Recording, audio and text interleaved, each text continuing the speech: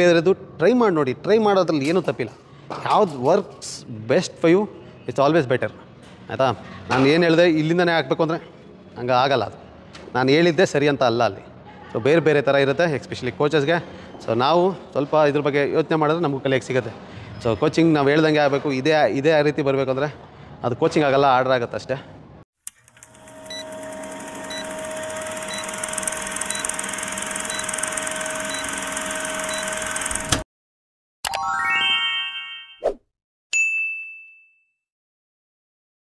Hi hello, welcome back. Fast bowling from scratch. ಇದು free online cricket coaching. So ಇವತ್ತು ಒಂದು important ಸ್ಟೇಜ್ಗೆ ಬಂದಿದ್ದೀವಿ. ಅಫ್ಕೋರ್ಸ್ ಎಲ್ಲ ಇಂಪಾರ್ಟೆಂಟೇ, ಫಾಸ್ಟ್ ಬೌಲಿಂಗ್ ಅಥವಾ ಎನಿಥಿಂಗ್ ಬಂದರೆ ಕ್ರೂಷಿಯಲ್ ಅಂದರೆ ಕ್ರೂಷಿಯಲ್ ಇದು. ಸೊ ತುಂಬ ಮಿಸ್ಟೇಕ್ಗಳು ಕೋಚಸ್ಸಾಗಿ ನಾವು ಮಾಡಿದ್ದೀವಿ, ತುಂಬ ಕ್ರಿಕೆಟರ್ಸ್ ಈಗಲೂ ಮಾಡ್ತಿದ್ದಾರೆ. ಸೊ ಇದನ್ನು ಸರಿ ಮಾಡ್ಕೊಳ್ಳೋ ಕರೆಕ್ಟ್ ಟೈಮ್ ಅಂದರೆ ಮುಂಚೆನೇ ಬರಬೇಕಾಯಿತು. ಅನ್ಫಾರ್ಚುನೇಟ್ಲಿ ಲೇಟ್ ಆಗಿದೆ, ಪರವಾಗಿಲ್ಲ, ಕಲಿಯೋಣ ಆಯಿತಾ. ಇವತ್ತು ಹೋಗ್ತಿರೋದು ಬೌಲಿಂಗ್ ಆಮ್ ಪೊಸಿಷನ್ ಎಲ್ಲಿರಬೇಕು ಅಂತ. ಸೊ ನಿಮಗೆ ಲಾಸ್ಟ್ ವೀಡಿಯೋದಲ್ಲೂ ಕೂಡ ಹೇಳ್ತಿದೆ, ಬುಮ್ರಾ ಅವ್ರ ರಿಲೀಸ್ ಪೊಸಿಷನ್ ಇಲ್ಲಿದೆ, ಮಲ್ಲಿಂಗ ಅವ್ರದ್ದು ಇಲ್ಲಿದೆ. ಸೊ ಅಷ್ಟೊಂದು ಮ್ಯಾಟ್ರ್ ಯಾಕಾಗುತ್ತೆ ಅಂತ ಲಾಸ್ಟ್ ಕ್ಲಾಸಲ್ಲಿ ಒಂದು ಕ್ಲೂ ಕೊಟ್ಟಿದ್ದೀನಿ ನಿಮಗೆ. ಸೊ ಇಲ್ಲಿಂದ ಈಗ ಗೋರ್ಕಾದರೆ ನಾನ್ ಬೌಲಿಂಗ್ ಆಮ್ ಅದೇ ಲೈನಿಗೆ ಬರುತ್ತೆ ಅಂತ. ನಾನ್ ಬೌಲಿಂಗ್ ಆಮ್ ಕರೆಕ್ಟಾಗಿ ಪ್ರಾಕ್ಟೀಸ್ ಮಾಡಿದ್ದೀರಾ ಅನ್ಕೋತೀನಿ. ಸೊ ಬೌಲಿಂಗ್ ಆಮ್ ಇಂಪಾರ್ಟೆಂಟ್ಸ್ ಈಗ. So bowling am first of all delay ಅಂದರೆ ಏನು, ಯಾಕೆಂದರೆ ಇಲ್ಲಿ ಕನೆಕ್ಟ್ ಮಾಡ್ತಾಯಿದ್ದೀನಿ ಅಂದರೆ ನಮ್ಮ ನಾನ್ ಬೌಲಿಂಗ್ ಆಮ್ ಕನೆಕ್ಟ್ ಮಾಡ್ತಾಯಿದ್ದೀನಿ, ಇಲ್ಲಿ ತಲೆಯಲ್ಲಿ ಇಟ್ಕೊಳ್ಳಿ. ಸೊ ಎಲ್ಲದಕ್ಕೂ ಒಂದೊಂದು ಇಂಟರ್ಲಿಂಕ್ ಇದ್ದೇ ಇರುತ್ತೆ. ಸೊ ಇಲ್ಲಿ ನಾನು ಬೌಲಿಂಗ್ ಆಮು ನಿಮಗೆ ಲಾಸ್ಟ್ ಕ್ಲಾಸಲ್ಲಿ ಹೇಳಿದಂತೆ ಈ ಪೊಸಿಷನ್ ಬಂದಿರುತ್ತೆ, ನಮ್ಗೆ ಇಲ್ಲಿರುತ್ತೆ. ಇದು ಬೌಲಿಂಗ್ ಆಮ್ ಡಿಲೇ ಅಂತೀವಿ. ಸೊ ಇದು ಫಾಸ್ಟಾಗಿ ವರ್ಕ್ ಆಗಿರುತ್ತೆ. ಇದು ಈ ಪೊಸಿಷನಿಂದ ಸ್ಟೇಬಿಲಿಟಿ, ಕಂಟ್ರೋಲು, ಸ್ಪೀಡು ಇಲ್ಲೇ ಸಿಗೋದು ನಿಮಗೆ. So fraction of second bowling am speed take off ಆಗೋದೆ ಈ ಪೊಸಿಷನಿಂದ, ಆಮ್ ಡಿಲೇ ಆಗಿದ್ರೆ ಮಾತ್ರ. ಸೊ ಇಲ್ಲಿಂದ almost fraction of second study ಆಗಿರುತ್ತೆ, ಅಥವಾ ಎಷ್ಟು ಸ್ಟೆಬಿಲೈಸ್ ಆಗಿ ಇರುತ್ತೆ ಅಷ್ಟು ನಮಗೆ ಆಮ್ ಸ್ಪೀಡ್ ಬರೋದಕ್ಕೆ ಚಾನ್ಸ್ ಕೊಡುತ್ತೆ. ಸೊ ಇಲ್ಲಿ ನನ್ನ ಈ ಬಾಡಿ ಇಲ್ಲೂ ಮೂವ್ ಆಗ್ತಿದೆ, ಇದು ಮೂವ್ ಆಗ್ತಿದೆ ಅಂದರೆ ನನಗೆ ಅಲ್ಲಿ ಪವರ್ ಸಿಗೋಲ್ಲ, ಜನ್ರೇಟ್ ಮಾಡೋಕ್ಕಾಗಲ್ಲ. ಇಲ್ಲಿ ಮಜಲ್ ಸ್ಟ್ರೆಚ್ ಸಿಗೋಲ್ಲ ನನಗೆ. ಇನ್ನೊಂದು ಇಂಪಾರ್ಟೆಂಟಾಗಿ ನಾನ್ ಬೌಲಿಂಗ್ ಪುಲ್ ಮಾಡಿದಾಗ ನಮಗೆ ರೈಟ್ ಹಿಪ್ ಬರುತ್ತೆ ಮುಂದಕ್ಕೆ ಅಂತ. ಸೊ ಇಲ್ಲಿ ಏನಾಗುತ್ತೆ ಅಂದರೆ, ಸೊ ಈ ಪೊಸಿಷನಲ್ಲಿ ಇರ್ತೀನಿ ಅಂದರೆ ಇಲ್ಲಿಂದ ಇದು ಪುಲ್ ಆಗುತ್ತೆ, ನನ್ನ ಕೈ ಹಿಂದೆ ಹೋಗ್ತಿರುತ್ತೆ. ಈಗ ಈ ಪುಲ್ ಆಗ್ತಿದ್ದಾಗ ನಾನ್ ಬೌಲಿಂಗ್ ಪುಲ್ ಮಾಡಿದಾಗ ಹಿಪ್ ಮುಂದೆ ಹೋಗ್ತಾ ಇರುತ್ತೆ, ಕೈ ಹಿಂದೆ ಹೋಗ್ತಾ ಇರುತ್ತೆ. ಏನಾಗುತ್ತೆ ಇಲ್ಲಿಂದ, ಎನಿಗೆಸ್ ಹಿಪ್ ಮುಂದೆ ಹೋಗ್ತಿದೆ, ಇಂಪಾರ್ಟೆಂಟ್ ನೋಡ್ಕೊಳ್ಳಿ. ಲೋವರ್ ಬಾಡಿ ಮುಂದೆ ಹೋಗ್ತಿದೆ, ಅಪ್ಪರ್ ಬಾಡಿ ಹಿಂದೆ ಹೋಗ್ತಿದೆ. ಏನಾಗುತ್ತೆ ಥಿಂಕ್, ಯೋಚನೆ ಮಾಡಿ, ಟ್ರೈ ಮಾಡಿ, ಗಿವ್ ಇಟ್ ಅ ಟ್ರೈ. ಏನಾಗುತ್ತೆ ನೋಡ್ಕೊಳ್ಳಿ. ನನ್ನ ಲೋವರ್ ಬಾಡಿ ಮುಂದೆ ಹೋಗ್ತಿದೆ, ಅಪ್ಪರ್ ಬಾಡಿ ಬೌಲಿಂಗ್ ಆಮ್ ಹಿಂದೆ ಹೋಗ್ತಿದೆ. ಏನಾಗ್ತಾ ಇದೆ ಇವಾಗ ನೀವು ನಿಂತ್ಕೊಂಡು ಪ್ರಾಕ್ಟೀಸ್ ಮಾಡಿದ್ರೇ ಗೊತ್ತಾಗುತ್ತೆ, ಯೋಚನೆ ಮಾಡಿದ್ರೆ ಬರೋಲ್ಲ. ಏನಾಗ್ತಿದೆ, ಹಿಂದೆ ಇದು ಮುಂದೆ ಹೋಗ್ತಿದೆ, ಕೈ ಹಿಂದೆ ಹೋಗ್ತಿದೆ. ಅದಕ್ಕೆ ನೋವು ಬರ್ತಿದೆ, ಬಟ್ ಅದೇನಕ್ಕೆ ಪ್ರಾಕ್ಟೀಸ್ ಮಾಡ್ಬೇಕಾದ್ರೆ ಇದನ್ನು ತಲೆಯಲ್ಲಿ ಇಟ್ಕೊಂಡು ಪ್ರಾಕ್ಟೀಸ್ ಮಾಡಿ, ಅಥವಾ ಯೋಚನೆ ಮಾಡಿ ಏನಾಗ್ತಿದೆ ಅಂತ. ಸೊ ಏನಾಗುತ್ತೆ ಅಂದರೆ, ನನ್ನ ಲೋವರ್ ಬಾಡಿ ಮುಂದೆ ಹೋಗ್ತಿದ್ದಾಗ ಹಿಂದೆ ಅಪ್ಪರ್ ಬಾಡಿ ಹಿಂದೆ ಹೋಗ್ತಿದೆ ಕೈ. ಈಗ ಇಲ್ಲಿ ನನಗೆ ಸ್ಟ್ರೆಚ್ ಫೀಲ್ ಆಗುತ್ತೆ. ಸೊ ಇದು ಸ್ಟ್ರೆಚ್ಚು ನಿಮಗೆ ಬಾಡಿ ಮೆಕ್ಯಾನಿಸಮಲ್ಲಿ ಹೇಳಿದೆ, ನಮ್ಮ ಮಸಲ್ಸು ಸ್ಟ್ರೆಚ್ ಆಗುತ್ತೆ. ನಮ್ಮ ಮಸಲ್ಸ್ಗಳಿಂದ ಸ್ಟ್ರೆಚ್ ಮಾಡ್ಬೋದು. ಸ್ಟ್ರೆಚ್ ಮಾಡಿ ಬಿಟ್ಟಾಗ ಅದು ಪೇಸ್ ಜನ್ರೇಟ್ ಕ್ರಿಯೇಟ್ ಆಗೋಂಥದ್ದು, ಅಥವಾ ಪವರ್ ಕ್ರಿಯೇಟ್ ಆಗೋಂಥದ್ದು. ಸೊ ಇಲ್ಲಿ ನಾನು ಸ್ಟ್ರೆಚ್ನ ಕ್ರಿಯೇಟ್ ಮಾಡಿದಾಗ ನನಗೆ ಬೌಲಿಂಗ್ ಆಮ್ ಫಾಸ್ಟಾಗಿ ಬರುತ್ತೆ.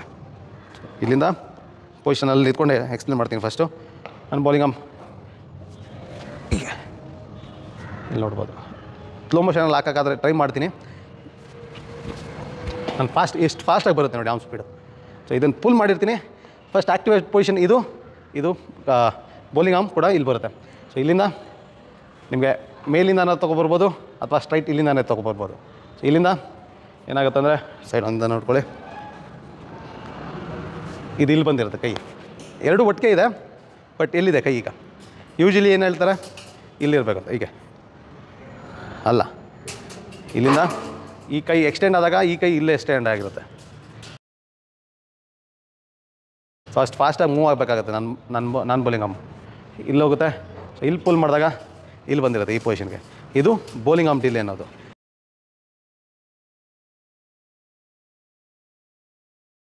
ಸೊ ಇಲ್ಲಿ ಕ್ರಿಯೇಟ್ ಆದಾಗ ನನಗೆ ಬಾಡಿ ಇಲ್ಲಿ ಪುಲ್ ಮಾಡಿರೋದ್ರಿಂದ, ಸೊ ಇಲ್ಲಿ ಮುಂದೆ ಬಂದಿರುತ್ತೆ, ಇಲ್ಲಿ ನನಗೆ ಆಮ್ ಡಿಲೇ ಆಗುತ್ತೆ. ಸೊ ಆಮ್ ಡಿಲೇ ಆದಾಗ ನನಗೆ ಫುಲ್ಲಿ ಸ್ಟ್ರೆಚ್ ಆಗಿ ಫೀಲ್ ಆಗಿದೆ. ಇವಾಗ ಏನು ಸ್ಟ್ರೆಚ್ ಮಾಡಿದ್ದೀನಿ ಅದನ್ನು ಬಿಟ್ಟರೆ ಸಾಕು, ಅದು ಫಾಸ್ಟಾಗಿ ಹೋಗುತ್ತೆ. ಅದು ಇಲ್ಲಿ ಇರುವಂಥ ಬಯೋಮೆಕ್ಯಾನಿಕ್ಸು. ಸೊ ನಿಮ್ಗೆ ಆಲ್ರೆಡಿ ಎಕ್ಸ್ಪ್ಲೇನ್ ಮಾಡಿದ್ದೀನಿ. ಫಸ್ಟ್ ವೀಡಿಯೋ ನೀವು ನೋಡಿದರೆ ನಾನು ಎಲೆಸ್ಟಿಕ್ ಎಳೆದ್ರೆ, ರಬ್ಬರ್ ಎಳ್ದು ಇಟ್ಕೊಂಡಿದ್ರೆ ಬಿಟ್ಟರೆ ಹೆಂಗೆ ಪೇಸ್ ಜನ್ರೇಟ್ ಆಗುತ್ತೋ ಅದೇ ರೀತಿ ನಮ್ಮ ಆರ್ಮ್ ಸ್ಪೀಡ್ ಕೂಡ ಅಷ್ಟೇ ಫಾಸ್ಟ್ ಬರುತ್ತೆ ಎಷ್ಟು ಜಾಸ್ತಿ ಸ್ಟ್ರೆಚ್ ಮಾಡ್ತೀವಿ ಅಂದಮೇಲೆ. ಸೊ ಸ್ಟ್ರೆಚ್ ಯಾವಾಗ ಮಾಡ್ತೀವಿ? ನಮ್ಮ ಮಸಲ್ ಸ್ಟ್ರೆಂತ್ ಇದ್ದಾಗ. ಮಸಲ್ ಸ್ಟ್ರೆಂತ್ ಮಾಡ್ಕೊಳ್ಳೋದು ನಿಮ್ಗೆ ಗೊತ್ತಿರಬೇಕು. ಅಥವಾ ನೆಕ್ಸ್ಟ್ ಸೀರೀಸ್ ಬೇಕಾ ಅದನ್ನು ಕೂಡ ಮಾಡೋಣ, ತೊಂದರೆ ಇಲ್ಲ ಆಯಿತಾ. ಸೊ ನಾವೀಗ ಪ್ರಾಕ್ಟೀಸ್ ಮಾಡ್ತಿರೋದು ಅಥವಾ ಇನ್ನೊಂದು ಬೌಲಿಂಗ್ ಆರ್ಮ್ ಅಲೈನ್ಮೆಂಟು ಆಯಿತಾ. ಇದು ನಮ್ಮ ಬೌಲಿಂಗ್ ಆರ್ಮು ಮತ್ತು ನಾನ್ ಬೌಲಿಂಗ್ ಆರ್ಮ್ ಅಲೈನ್ಮೆಂಟು ಅಥವಾ use of upper body non bowling arm pull ಮಾಡಿ ಸೊ ಆರ್ಮ್ ಸ್ಪೀಡು ಬರೋವಂಥದ್ದು. ಇನ್ನು line, mainly line. So line ಏನು? ಓಲ್ಡ್ ಕೋಚಸ್ ಅಂತ ಹೇಳೋಕ್ಕಾಗಲ್ಲ. ಬಟ್ ನೀವೇನಾದರೂ ಈ ಥರ ಟ್ರೈನ್ ಮಾಡಿದರೆ ಅಥವಾ ನೀವು ಟ್ರೈನಿಂಗ್ ಒಳಗಾಗಿದ್ದರೆ ನಿಮಗೆ ಈ ಡ್ರಿಲ್ಲಿಂದ ಝೀರೋ ಇಂಪ್ರೂವ್ಮೆಂಟು ಖಂಡಿತ ಇರುತ್ತೆ. ಆ ಕಡೆ ಪೇಸು ಡೆವಲಪ್ ಆಗಿರಲ್ಲ ಅಥವಾ most of the times arm checking ಇರೋರಿಗೆ ಈ ಪ್ರಾಕ್ಟೀಸ್ ಮಾಡಿಸ್ತಾರೆ. ಸೊ ಅದರಿಂದ ಏನು ಯೂಸ್ ಆಗೋಲ್ಲ. ಸೊ ನಾವು ತಪ್ಪು ಮಾಡಿದ್ದೀವಿ. ಸೊ ನನಗೂ ಆ ಥರ ಫಸ್ಟ್ ಟೈಮ್ ಹೇಳ್ಕೊಟ್ಟಾಗ ಹಿಂಗೆ ಮಾಡಬೇಕು ಅಂದಾಗ ನಾನು ಹೈಪರ್ ಆ್ಯಕ್ಟಿವ್ ಮೈಂಡ್, ಸುಮ್ಮನೆ ನಿಲ್ಲಲ್ವಲ್ಲ, ಯಾಕೆ ಇಲ್ಲಿಂದನೇ ಬರಬೇಕು, ಇಲ್ಲಿಂದ ಯಾಕೆ ಬರಬಾರ್ದು, ಅಥವಾ ಇಲ್ಲಿಂದ ಯಾರ್ದು ಬರೋದೇ ಅಲ್ವಾ, ಅಥವಾ ಎಲ್ಲಿಂದ ಯಾವ ಬೌಲರ್ ಆಗ್ತಾರೆ. ಇದು ತುಂಬ ಚಿಕ್ಕ ವಯಸ್ಸಿನ ಎಕ್ಸ್ಪೀರಿಯೆನ್ಸು. ಸೊ ಅದರಿಂದ ಯೋಚನೆ ಮಾಡ್ತಾನೆ ಇದ್ದೆ ನಾನು, ಯಾಕೆ. ಸೊ ದಟ್ಸ್ ಹೌ ಆಯಿತಾ. ನನಗೂ ಕೋಚಿಂಗಲ್ಲಿ ಜಾಸ್ತಿ ಇಂಟ್ರೆಸ್ಟಿಂಗ್ ಅನಿಸಿದ್ದು. ಹಾಗೆ ನನ್ನ ಕೋಚಿಂಗ್ನ ಅಷ್ಟು ಸೀರಿಯಸ್ ಆಗಿ ತೊಗೊಂಡು ಆ್ಯಂಗಲ್ಸ್ ಬಗ್ಗೆ ಯೋಚನೆ ಮಾಡ್ತಾಯಿದ್ದು. ಹಿಂಗೆ ಯಾಕಿರಬೇಕು, ಹಂಗೆ ಯಾಕಿರಬೇಕು, ಅದರಿಂದ ಏನು ಎಫೆಕ್ಟಿವು, ಅದರಿಂದ ಡಿಸ್ಅಡ್ವಾಂಟೇಜಸ್ ಏನು, ಅಡ್ವಾಂಟೇಜಸ್ ಏನು, ಅದನ್ನೆಲ್ಲ ಒಂದು ಓವರಾಲ್ ಆಗಿ ಸುತ್ತ ನೋಡ್ತಾ ಬರೋ ಕೆಪಾಸಿಟಿ ನನಗಿತ್ತು. ಅಥವಾ ನನಗೆ ಗೊತ್ತಿಲ್ಲದೇ ಆ ಕೆಪಾಸಿಟಿ ಇತ್ತು. ಬಟ್ ನನಗೆ ಯಾವಾಗಲೂ ಆ ಕ್ಯೂರಿಯಾಸಿಟಿ ಇದೇ ಇತ್ತು. ಸೊ ಹಾಗಾಗಿ ಪ್ಲೇಯಿಂಗಿಂತ ನನಗೆ ಕೋಚಿಂಗಲ್ಲಿ ಜಾಸ್ತಿ ಇಂಟ್ರೆಸ್ಟೆಡ್ ಬಂದಿದ್ದು. ಸೊ ಈಗ ಬೌಲಿಂಗ್ ಆರ್ಮ್ ರಿಲೇಟೆಡು ಯಾರ್ಯಾರು ಡ್ರಿಲ್ ಮಾಡಿದ್ದೀರಪ್ಪ? ಇದು ಇಲ್ಲಿಂದ ಏನೋ ಒಂದು ಆ್ಯಕ್ಷನ್ ಇರಲಿ, ಕಿವಿ ಟಚ್ ಆಗಬೇಕು ಅಂತ. ಒನ್ ಆಫ್ ದ ವರ್ಸ್ಟ್ ಡ್ರಿಲ್ಸು ನಾನು ಯಾವತ್ತು ಸೀನ್. 90 ವರ್ಷ ಕ್ರಿಕೆಟಲ್ಲಿ ಇದ್ರೂ ಕೋಚಿಂಗ್ ಸೀರಿಯಸ್ ಆಗಿ ತೊಗೊಂಡು 11 ವರ್ಷ ಆಗಿದೆ ಆಯಿತಾ. ಸೊ ನಾನು ವರ್ಸ್ಟ್ ಡ್ರಿಲ್ಲು ಬೇರೆ ಡ್ರಿಲ್ಗಳು ನೋಡಿದ್ದೀನಿ. ಅದರಲ್ಲಿ ಒಂದು ಅಡ್ವಾಂಟೇಜ್ ಒಂದು ಡಿಸ್ಅಡ್ವಾಂಟೇಜ್ ಅಂತ ಇದ್ದೇ ಇರುತ್ತೆ. ಬಟ್ ಇದರಲ್ಲಿ ಅಡ್ವಾಂಟೇಜ್ ನನಗೆ ಇದುವರೆಗೂ ಕಂಡಿಲ್ಲ. ಯಾಕೆಂದರೆ ಯಾವ ಬೌಲರು ಇದು ವಾಲ್ ಕ್ಲಾಕ್ ಅಂತೀವಿ, ಸೊ ವರ್ಟಿಕಲ್ಲು. ಸೊ 12 ಗಂಟೆ ಪೊಸಿಷನು ಯಾವ ಬೌಲರು ಇರೋಲ್ಲ. ಎಕ್ಸ್ಪೆಷಲಿ ಯಾವ ಬೌಲರು ಇರೋಲ್ಲ ಇಲ್ಲಿ ಕಿವಿ ಟಚ್ ಮಾಡೋದು. ಒಂದು ಐಡಿಯಲ್ ಅಷ್ಟೇ ಅದು ಕಿವಿ ಟಚ್ ಮಾಡಬೇಕು ಅಂತ. ಬಟ್ ಆ ಡ್ರಿಲ್ಲಿಂದ ರಾಂಗ್ ಥಿಂಗ್ಸ್ಗಳು ಜಾಸ್ತಿ. ಯಾಕೆಂದರೆ ನನ್ನ ಬೌಲಿಂಗ್ ಆರ್ಮು ಮತ್ತು ಬೌಲಿಂಗ್ ಹಿಪ್ಪು ಒಟ್ಟಿಗೆ ವರ್ಕ್ ಆಗೋಲ್ಲ. ಯಾಕೆಂದರೆ ಅಕ್ರಾಸ್ ವರ್ಕ್ ಆಗುತ್ತೆ. ಸೊ ಇಲ್ಲಿಂದ ಹಿಂಗೆ ನಂಗೆ ವರ್ಕ್ ಮಾಡೋದು ತುಂಬ ಕಮ್ಮಿ. ಅದು ಎಕ್ಸ್ಪೆಷಲಿ ಯಾರಿಗೆ ಹೈಪರ್ ಎಕ್ಸ್ಟೆನ್ಷನ್ ಅಂತ ಹೇಳಿದ್ದೀನಿ ಅವರು, ಮತ್ತು ನಮ್ಮ ಶೋಲ್ಡರ್ ಕಾಫ್ ಏನಿದೆ, ಈ ಶೋಲ್ಡರ್ ಕಾಫ್ ರೊಟೇಟರ್ ಏನಿದೆ ಅದು ತುಂಬಾ ಸ್ಟ್ರಾಂಗ್ ಆಗಿರಬೇಕಾಗುತ್ತೆ. ಸೊ ಏನಾಗುತ್ತೆ, ಸೊ ಫ್ರಂಟ್ ಆನ್ ಬೌಲರ್ಸ್ಗೆ ಅದು ಕೂಡ ಅವ್ರಿಗೂ ಕೂಡ ಸ್ಟ್ರೈಟ್ ಹಿಪ್ ಲೈನಲ್ಲಿರಲ್ಲ, ಸ್ವಲ್ಪ ಆಚೆ ಇರುತ್ತೆ. ಇದು related front foot release point related. Best release point define ಮಾಡ್ಕೊಳ್ಳೋದು ನಮ್ಮ ಫ್ರಂಟ್ ಫುಟ್ ಲ್ಯಾಂಡಿಂಗ್ ಹೇಗಿರುತ್ತೆ ಅನ್ನೋದ್ರ ಮೇಲೆ. ಸೊ ಅದ್ರ ಲೈನಲ್ಲಿ ನಾವು ಫ್ರಂಟ್ ಫುಟ್ ಅಲೈನ್ಮೆಂಟ್ ಜೊತೆಗೆ ನಾವು ಬೌಲಿಂಗ್ ಆರ್ಮ್ನ ಮಾಡ್ಕೋಬೇಕಾಗುತ್ತೆ. ಸೊ ಅದಕ್ಕೆ ಫ್ರಂಟ್ ಫುಟ್ಟು ಸ್ವಲ್ಪ ಸ್ಟ್ರಾಂಗ್ ಆಗಿರಬೇಕು. ಇದು ಫ್ಲೆಕ್ಸ್ ಆಗ್ತಿದ್ರೆ ನಮಗೆ ಇಲ್ಲಿ ಕಂಟ್ರೋಲ್ ಸಿಗೋಲ್ಲ ಅಂತ ಹೇಳೋದು ಆಯಿತಾ. ಇನ್ ಲೈನು ಆಯಿತಾ, ಯಾವ ಲೈನು? ಸೊ ಈಗ ಎಕ್ಸಾಂಪಲ್ ಬುಮ್ರಾ ಅವ್ರದ್ದು ವರ್ಟಿಕಲಲ್ಲ, ಅವ್ರದ್ದು 12 ಗಂಟೆ ಅಲ್ಲ, ಅವರು ಆಲ್ಮೋಸ್ಟ್ 11:30 ರಿಲೀಸ್ ಪಾಯಿಂಟ್ ಇರೋದು ಅವ್ರದ್ದು, ಆಲ್ಮೋಸ್ಟ್ ಇಲ್ಲಿದೆ ಅವ್ರಿಗೆ.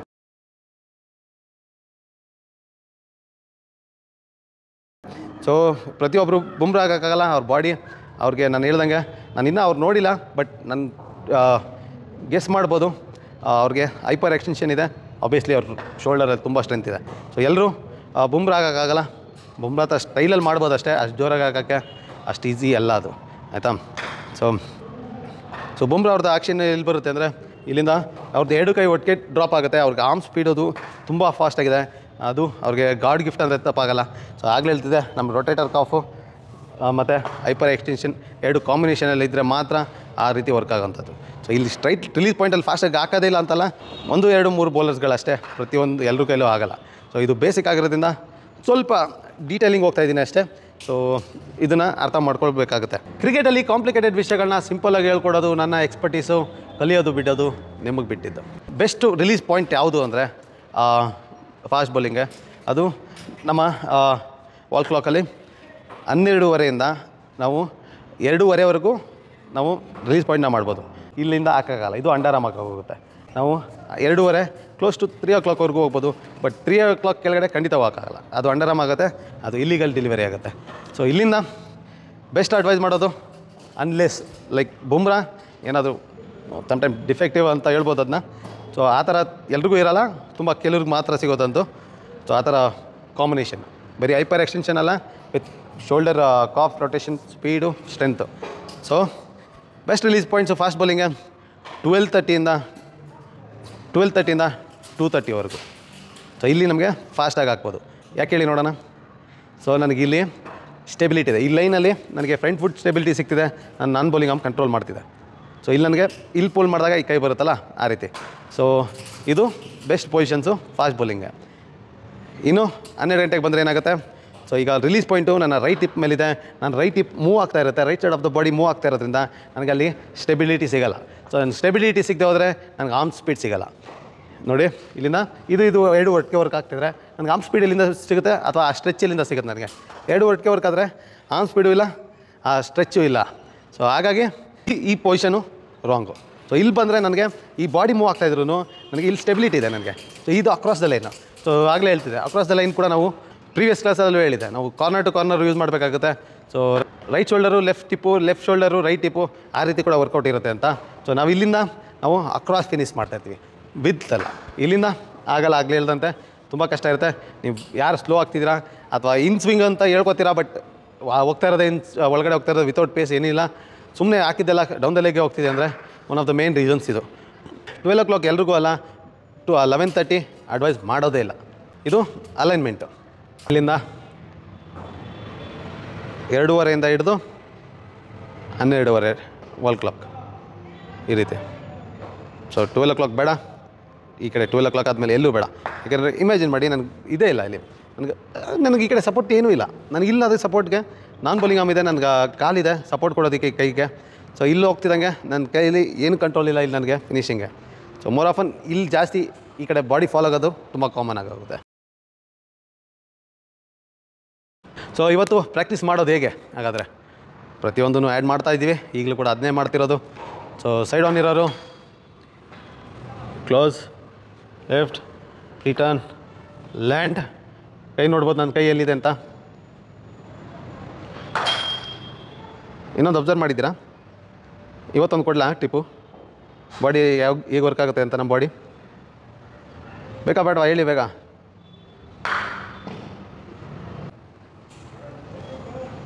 ಬೌಲಿಂಗ್ ಆಮ್ ನೋಡಿ ಏನಾಗಿದೆ, ಬೌಲಿಂಗ್ ಆಮ್ ಹಿಂಗೆ ಸ್ಟಾರ್ಟ್ ಮಾಡಿದ್ದು ತಾನೆ, ಈಗ ಆಗಿದೆ. ರೆಡ್ ಆ್ಯಂಡ್ ವೈಟ್ ನಿಮ್ಗೆ ಹೆಲ್ಪ್ ಆಗ್ಬೋದು. ವೈಟ್ ಯಾವ ಕಡೆ ಇದೆ. ಸೊ ಇಲ್ಲಿಂದ ಏನಾಗುತ್ತೆ, ಇದು ಓಪನ್ ಆಗ್ತಾ ಹೋಗುತ್ತೆ. ಇದನ್ನು ವರ್ಟಿಕಲ್ ಪಾಸ್ ಮಾಡ್ಬೇಕಾದ್ರೆ ಟರ್ನ್ ಅರೌಂಡ್ ಅಂತೀವಿ. ಸೊ ಇಲ್ಲಿಂದ ಬೌಲಿಂಗ್ ಆಮು ಇಲ್ಲಿ ಹೋಗಿ ವರ್ಟಿಕಲ್ ಪಾಸ್ ಆಗ್ತಿದ್ದಂಗೆ ಟರ್ನ್ ಆನ್ ಆಗುತ್ತೆ. ಇನ್ನು ಮೈನ್ ಪಾಯಿಂಟ್ ಬಂದಿಲ್ಲ, ನಿಮಗೆ ಸರ್ಪ್ರೈಸಿಂಗ್ ಆಗ್ಬೋದು. ಸೊ ಇಲ್ಲಿಂದ ಓಪನ್, ಇಂದ ರಿಲೀಸ್ ಆಗುತ್ತೆ. ಇದನ್ನು ಹಿಂಗೆ ಓಪನ್ ಮಾಡಿದೆ ಅಲ್ವಾ ಮೇನ್ ಪಾಯಿಂಟು, ಇಲ್ಲಿಂದ ಹಿಂಗೆ ಬಂದು ಓಪನ್ನೇ ಮಾಡಲಿಲ್ಲ ಅಂದರೆ ಏನಾಗುತ್ತೆ, ಇಷ್ಟೇ ಮೇಲೆ ಹೋಗೋಕ್ಕಾಗತ್ತೆ, ಇದರಿಂದ ಮೇಲೆ ಹೋಗೋಕ್ಕಾಗಲ್ಲ. ಇಲ್ಲಿ ಓಪನ್ನೇ ಮಾಡಲೇಬೇಕು ನಾನು ಬರೋಕ್ಕೆ. ಸೊ ಇದು ತುಂಬ ತುಂಬ ತುಂಬ ತುಂಬ ರೇರ್ ಕೇಸಸ್ಸು. ಇತ್ತೀಚಿನ ದಿನಗಳಿಗೆ ಹೇಳ್ತಾರೆ ಇಲ್ಲಿಂದ ಪ್ರೀಟರ್ನ್ ಇಲ್ಲ ಆಗಬೇಕು ಅಂತ, ಎಲ್ಲರೂ ಕೈಲೂ ಆಗಲ್ಲ. ಚೆಕಿಂಗ್ ಮಾಡೋರಿಗೆ ಮೇನ್ ಫಾಲ್ಟೇ ಇದು. ಸೊ ಈ ಪ್ರೀಟರ್ನು ಲೇಟ್ ಆದಷ್ಟು ಅವ್ರಿಗೆ ಚೆಕಿಂಗ್ ಪ್ರಾಬ್ಲಮ್ ಆಗುತ್ತೆ. ಅದಕ್ಕೆ ಕೋಚಿಂಗ್ ಅಷ್ಟು ಈಸಿ ಅಲ್ಲ, ಎಲ್ರಿಗೂ ಒಂದೇ ರೂಟ್ ಅಥವಾ ಒಂದೇ ಇದೇ ಸರಿ ಅಂತ ಏನಿಲ್ಲ. ಸೊ ಬೇರೆ ಬೇರೆ ಬಾಡಿಗೆ ಅಡ್ಜಸ್ಟ್ ಮಾಡ್ಕೋಬೇಕಾಗಿರೋದು. ಅದು ನಮಗೆ ಕೋಚಸ್ ಆಗಿ ನಮ್ಗೆ ಖಂಡಿತ ಚಾಲೆಂಜಿಂಗ್ ಇರುತ್ತೆ. ಬಟ್ ತಿಳ್ಕೊಂಡ್ಮೇಲೆ ಖಂಡಿತ ಅದು ನಮಗೆ ಹೆಲ್ಪ್ ಆಗುತ್ತೆ, ಯಾವ ರೀತಿ ಕರೆಕ್ಟ್ ಮಾಡ್ಕೋಬೇಕು ಅಥವಾ ಕರೆಕ್ಟ್ ಮಾಡಬೇಕು ಅನ್ನೋದನ್ನ. ಸೊ ಇಲ್ಲಿ ಇಮ್ಯಾಜಿನ್ ಮಾಡ್ಕೊಳ್ಳಿ, ನನ್ನ ಕೈ ಓಪನ್ ಆಗೋದು ಬಿಟ್ಟು ಈ ಕಡೆ ಕ್ಲೋಸ್ ಆಯಿತು, ಇಷ್ಟೇ ಆಗೋದು. ಇಲ್ಲಿಂದ ಎಸೆಗೆ ಹೋದ ಚಾನ್ಸೇ ಇಲ್ಲ, ನಾನು ಶೋಲ್ಡರೇ ಮುರಿದು ಹೋಗೋ ಚಾನ್ಸಸ್ ಇರುತ್ತೆ. ಸೊ ಇಲ್ಲಿಂದ ಏನು ಮಾಡಿಬಿಡ್ತೀವಿ, ಇಲ್ಲಿಂದ ಬೆಂಡ್ ಮಾಡಿ ಎಸಿತೀವಿ. ಸೊ ಅದು ಒನ್ ಆಫ್ ದ ಮೇನ್ ಚೆಕ್ಕಿಂಗ್ಗೆ ಪ್ರಾಬ್ಲಮ್ ಇರೋದಲ್ಲಿ. ಸೊ ಇಲ್ಲಿ ಓಪನ್ ಆಗೋದು ಬಿಟ್ಟು ಇಲ್ಲಿ ಕ್ಲೋಸ್ ಆದರೆ, so end of the day ನಾವು ಥ್ರೋಯಿಂಗ್ ಪೊಸಿಷನ್ ಬಂದುಬಿಡ್ತೀವಿ. ಆ್ಯಕ್ಚುಲಿ ಒಳ್ಳೆ ಪೊಸಿಷನ್ ಇದು ಥ್ರೋ ಮಾಡೋದಕ್ಕೆ. ಸೊ ಇಲ್ಲಿ ಥ್ರೋ ಪೊಸಿಷನ್ ಬಂದುಬಿಡ್ತೀವಿ. ಆಯಿತಾ, ನಾವು ಥ್ರೋಯಿಂಗ್ ಬಂದಾಗ ಯಾವುದಾದ್ರೂ ಫ್ಯೂಚರಲ್ಲಿ ನಾವು ಇದೇ ರೀತಿ ಸಿನ್ಸಿಯರಾಗಿ ಕಲಿತಿದ್ದೀರಾ ಅಂದರೆ ಖಂಡಿತ ಮಾಡ್ತೀನಿ ಫೀಲ್ಡಿಂಗ್ದು ಕೂಡ. ಬಟ್ ನಿಮ್ಮ ಸಿನ್ಸಿಯಾರಿಟಿ ಖಂಡಿತ ನೀವು ತೋರಿಸ್ಬೇಕಾಗುತ್ತೆ. ಆ್ಯಕ್ಚುಲಿ ಒಳ್ಳೆ ಪೊಸಿಷನ್ ಬರ್ತೀವಿ. ಸೊ ನಮಗೆ ಇಲ್ಲಿ ಓಪನ್ ಆಗ್ತಾ ಹೋಗಬೇಕು. ಎಷ್ಟು ನಿಮಗೆ ಹೈಪರ್ ಎಕ್ಸ್ಟೆನ್ಷನ್ ಅಥವಾ ರಿಸ್ಟಲ್ಲಿ ಎಷ್ಟು ಕಂಟ್ರೋಲ್ ಇದೆ ಅನ್ನೋದ್ರ ಮೇಲೆ ನಿಮಗೆ ಎಲ್ಲಿ ಬೇಕಾದ್ರೂ ನೀವು ಟರ್ನ್ ಅರೌಂಡ್ ಮಾಡಿ ತೊಂದರೆ ಇಲ್ಲ, ಆಯಿತಾ. ಸೊ ಅದು ಕೋಚಸ್ ಅಡ್ವೈಸ್ ತೊಗೊಂಡು. ಸೊ ಇಲ್ಲಿಂದ ಬೇಸಿಕ್ ಏನು, ವರ್ಟಿಕಲ್ ಪಾಸ್ ಆಗ್ತಿದ್ದಂಗೆ ಓಪನ್ ಆಗಬೇಕು, ಕ್ಲೋಸ್ ಆಗೋದಲ್ಲ. ಇಲ್ಲಿಂದ ಕ್ಲೋಸ್ ಆಗೋದಲ್ಲ, ಓಪನ್ ಆಗಬೇಕು. ಇದು ಬೌಲಿಂಗ್ ಆರ್ಮ್ ಇಂಪಾರ್ಟೆಂಟ್ಸು. ಇನ್ನು ಪ್ರಾಕ್ಟೀಸ್ ಮಾಡೋದು ಹೇಗೆ, ಅದಕ್ಕೆ ಫ್ರಂಟ್ ಆನ್ ಬೌಲರ್ಸು ತುಂಬ ಫಾಸ್ಟ್ ಹಾಕೋರು, ಹೈಪರ್ ಎಕ್ಸ್ಟೆನ್ಷನ್ ಮತ್ತು ಶೋಲ್ಡರ್ ಕಫಲ್ಲಿ ಪವರ್ ಇರೋಂಥದ್ದು. ಅವ್ರದ್ದು ಕ್ಲೋಸ್ ಟು 12:30 1 ಅಲ್ಲಿರುತ್ತೆ ಆಯಿತಾ. ಬಟ್ ನೀವು ಸೈಡ್ ಆನ್ ಇದ್ದರೆ 1 o'clock ಕೆಳಗಡೆ ಇರುತ್ತೆ. ಇನ್ನು ಪ್ರೀ ಸೈಡ್ ಆನ್ ಅಂತ ಹೇಳಿದ್ದೆ ನಿಮಗೆ. ಪ್ರೀ ಸೈಡ್ ಆನ್ ಯಾರು ಇಲ್ಲಿ ಆಲ್ಮೋಸ್ಟ್ 12 o'clock ಕ್ರಾಸ್ ಮಾಡ್ತಿರೋರು. ಯಾರು ಆಲ್ಮೋಸ್ಟ್ 12 o'clock ಕ್ರಾಸ್ ಮಾಡಿರ್ತಾರೆ ಅವ್ರಿಗೆ 2 o'clock ದಾಟಿ ಹೋಗೋಂಥದ್ದು ರಿಲೀಸ್ ಪಾಯಿಂಟು. ಸೊ ಈ ರೀತಿ ಬೌಲಿಂಗ್ ಹಾಕೋರೆಲ್ಲ ನೋಡಿರ್ತೀರಲ್ಲ, ಅವ್ರದ್ದೆಲ್ಲ ನೀವು ಬೌಲಿಂಗ್ ಮಾಡಬೇಕಾದ್ರೆ ಅಬ್ಸರ್ವ್ ಮಾಡಬೇಕು. ಅವ್ರದ್ದು ಇಲ್ಲಿರುತ್ತೆ ಪ್ರೀ ಟರ್ನು. ಸೊ ಇಲ್ಲಿಂದ ಅವ್ರಿಗೆ ರೇಂಜ್ ಆಫ್ ಮೋಷನ್ ಎಷ್ಟು ರೇಂಜ್ ಸಿಗುತ್ತೆ ಅವ್ರಿಗೆ, ಇಲ್ಲಿಂದ ಇಲ್ಲಿವರೆಗೂ ಬಾಡಿ ತೊಗೊಂಡು ಹೋಗೋಷ್ಟು ರೇಂಜ್ ಆಫ್ ಮೋಷನ್ ಅಂತೀವಿ. ಸೊ ಅಷ್ಟು ಕೂಡ ಅವ್ರು ಯೂಸ್ ಮಾಡ್ತಾರೆ ಅವ್ರ ಬೌಲಿಂಗ್ಗೆ.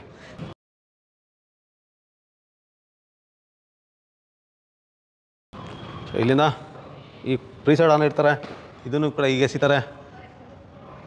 ನೋಡ್ಕೊಳ್ಳಿ, ಈಗ ನನ್ನ ಬೌಲಿಂಗ್ ಹಿಂದೆ ಇಲ್ಲಿದೆ ಅಂದರೆ ಸೊ ಆಟೋ ಇಲ್ಲೇ ಬರಬೇಕು.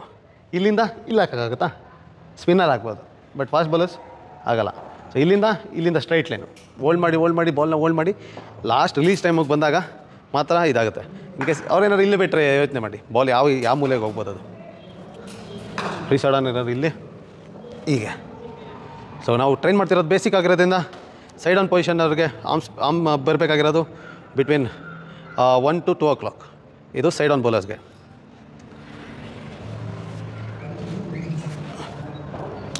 ಇನ್ನು ಸೆಮಿ ಸೈಡ್ ಆನ್ 1 to 2 ಎಲ್ಲಾದರೂ ಆಗುತ್ತೆ ಅಲ್ಲಿ. ಇನ್ನು ಫ್ರಂಟ್ ಆನ್ ಇರೋರು 12:30 1 o'clock 1:30 ಕಷ್ಟ ಆಗ್ಬೋದು, 12:30 to 1:30 ಇನ್ ಬಿಟ್ವೀನ್. ನಿಮಗೆ ಈ ರೊಟೇಟರ್ ಕಾಫು ಸ್ಟ್ರಾಂಗ್ ಆಗಿರಲೇಬೇಕಾಗುತ್ತೆ. ಸಮೀಸ್. ಸೊ ಇವತ್ತು ಪ್ರಾಕ್ಟೀಸ್ ಮಾಡೋದು ಹೋಗ್ಬಿಡೋಣ quickly. So practice adding step by step ಆಗಿ ಆ್ಯಡ್ ಮಾಡ್ತಾ ಹೋಗೋಣ. ಸೈಡ್ ಆನ್ 1 2 3 4 ಬೌಲಿಂಗ್ ಆರ್ಮ್ ಕರೆಕ್ಟಾಗಿ ಇಲ್ಲಿ ಬಂದಿದೆ. ಪಾಸ್ ಮಾಡಿ, ಇಲ್ಲಿ ನೆಕ್ಸ್ಟ್ ಸ್ಟೆಪ್ಗೆ ಹೋಗ್ತಾಯಿದ್ದೀವಿ. ಪಾಸ್ ಮಾಡಿ, ಇಲ್ಲಿಂದ non bowling arm full first, ಆಮೇಲೆ ಆರ್ಮ್ ಸ್ಪೀಡ್. ಫಿನಿಶಿಂಗ್ ಹೋಗ್ತಿಲ್ಲ ಬಟ್ ಬಾಡಿ ತಡೆಯಲ್ಲ, ಯಾಕಂದರೆ ನನ್ನ ಕೈ ಬರೋ ಸ್ಪೀಡ್ಗೆ ಬಾಡಿ ಬಂದ್ಬಿಡುತ್ತೆ. ಅದು ಬಂದರೆ ಒಳ್ಳೇದು. ಆ್ಯಕ್ಚುಲಿ ಟ್ರೈನ್ ಮಾಡ್ತಿರೋದಲ್ವ, ಎಕ್ಸ್ಪೆಷಲಿ ಚಿಕ್ಕ ಮಕ್ಕಳು ತುಂಬ ಹುಷಾರಾಗಿರಿ. ಬಾಲ್ ಇಲ್ಲದೆ ಮಾಡಿ, ಬಟ್ ಬಾಲ್ ಬೇಡ, ಸ್ಲೋ ಆಗಿ ಸ್ಟಾರ್ಟ್ ಮಾಡಿ ಆಯಿತಾ. ಚಿಕ್ಕ ಹುಡುಗರಿಗೆ ಹೇಗೆ ಪ್ರಾಕ್ಟೀಸ್ ಮಾಡಬೇಕನ್ನ ಸ್ಟ್ರೈಟಾಗಿ ನೀವು ಬೌಲಿಂಗ್ ಆ್ಯಕ್ಷನ್ ಬನ್ನಿ. ಚಿಕ್ಕ ಮಕ್ಕಳು ನಾನ್ ಬೌಲಿಂಗ್ ಆರ್ಮ್ ಪೊಸಿಷನ್ ಬನ್ನಿ. ಬೌಲಿಂಗ್ ಆರ್ಮ್ ಇಲ್ಲಿರುತ್ತಲ್ವ, ಇಲ್ಲಿಂದ ಪುಲ್ ಮಾಡಬೇಕು. ಇದನ್ನು ಎತ್ಬೇಕು ಮೇಲೆ, ಹೋಲ್ಡ್. ಇದು ಪುಲ್ ಮಾಡಿ, ಇದು ಇಲ್ಲಿಂದ ಪುಲ್ ಮಾಡ್ತಿದ್ದಂಗೆ ಇಲ್ಲಿ ಬರಬೇಕು ಕೈ. ಇಲ್ಲಿ ಹೋಲ್ಡ್ ಮಾಡಿ ಎಷ್ಟು ಹೋಲ್ಡ್ ಆಗುತ್ತೆ ಅಷ್ಟು ಹೋಲ್ಡ್ ಮಾಡಬೇಕು. ಸ್ಟ್ರೆಚ್ ಆಗಿ ಮಾಡಬೇಕು. ಹಾಗೆ ಸ್ಲೋ ಮೋಷನಲ್ಲಿ ನಿಮಗೆ ಕಂಪ್ಲೀಟ್ ಆಗಬೇಕು. ಕಂಪ್ಲೀಟ್ ಎಲ್ಲಾಗಬೇಕು, ನನಗೆ ನೀ ಹತ್ರ ಕಂಪ್ಲೀಟ್ ಆಗಬೇಕು. ನೀ ಕೆಳಗಡೆ ಹೋದ್ರೂ ಪರವಾಗಿಲ್ಲ. ನನ್ನ ಹಿಪ್ ಫ್ಲೆಕ್ಸರ್ಸ್ ನೋಡ್ಬೋದು, ಸ್ಟ್ರೈಟ್ ಬೆಂಡ್ ಆಗ್ತಿದೆ. ಸೊ ನಾನು ಇಲ್ಲಿ ಬೆಂಡ್ ಆಗ್ತಿದ್ರೆ ನನಗೆ ಇಲ್ಲಿ ಆಗೋಲ್ಲ, ಇದು ಈ ರೀತಿ ಆಗೋಲ್ಲ. ಅದಕ್ಕೆ ಹಿಪ್ ಫ್ಲೆಕ್ಸರ್ಸು ನಮಗೆ ಇಲ್ಲಿ ಎಷ್ಟು ಕೆಳಗಡೆ ಆಗುತ್ತೆ ಅಷ್ಟು ಸ್ಲೋ ಮಾಡಬೇಕು. ಇನ್ನೊಂದು ಸರಿ ಮಕ್ಕಳಿಗೆ. ಸೊ ಬೌಲಿಂಗ್ ಪೊಸಿಷನಿಂದ ಇಲ್ಲಿಂದ ಪುಲ್ ಇದೆರಡು ಕಾಂಬಿನೇಷನ್ನಾಗಿ ಇಟ್ಕೊಳ್ಳಿ. ಇಲ್ಲಿ ಟರ್ನ್ ಅರೌಂಡು ಓಲ್ಡ್, ಇದು ಸ್ವಲ್ಪ ಹೆಲ್ಪ್ ಆಗುತ್ತೆ, ಖಂಡಿತ ಹೆಲ್ಪ್ ಆಗುತ್ತೆ. ಬೌಲಿಂಗ್ ಆರ್ಮ್ ಆಲ್ರೆಡಿ ನನ್ನದು 20 ಬಂದಿದೆ. ನಾನ್ ಬೌಲಿಂಗ್ ಆರ್ಮ್ ಡಿಲೇ ಆಗಿದೆ. ಇಲ್ಲಿ ಬರೀ ಬೌಲಿಂಗ್ ಆರ್ಮ್ ಕೆಲಸ ಏನು ಫಾಸ್ಟಾಗಿ ಹೋಗೋದು.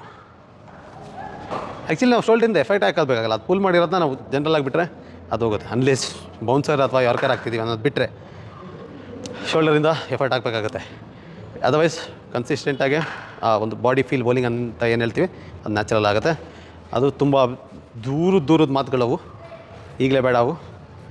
ಸೊ ಸೆಮಿ ಸೈಡ್ ಆನ್ ಇರೋರು ದೊಡ್ಡವರು 1 2 3 4 ಪುಲ್ ಫಸ್ಟು 4 5